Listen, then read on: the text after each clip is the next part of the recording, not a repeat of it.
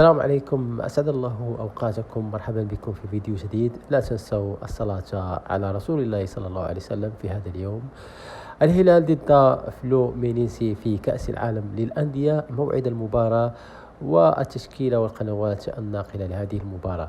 يتواجه فلومينينسي البرازيلي مع الهلال السعودي في أولى مباريات ربع نهائي كأس العالم للأندية 2025 لكرة القدم، وتقام المواجهة بين عملاق أمريكا الجنوبية فلومينينسي والعملاق الآسيوي الهلال غدا الجمعة 4 من يوليو على ملعب كامبينغ وورد أورلاندو الولايات المتحدة الأمريكية.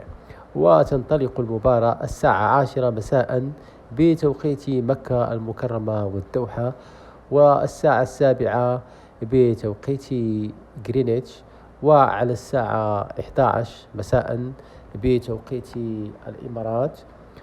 والقنوات الناقلة للمباراة منصة دازن وقناة ام بي سي وقناة ام بي سي اكشن.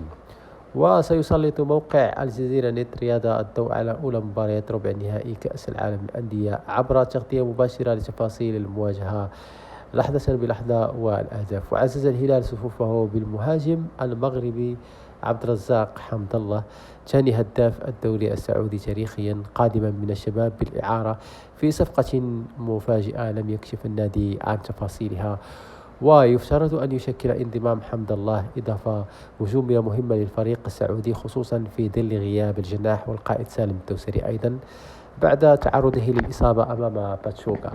إخواني، وصلنا إلى نهاية الفيديو، لحلقة قادمة إن شاء الله، ولا تنسوا الاشتراك في القناة ليصلكم كل جديد.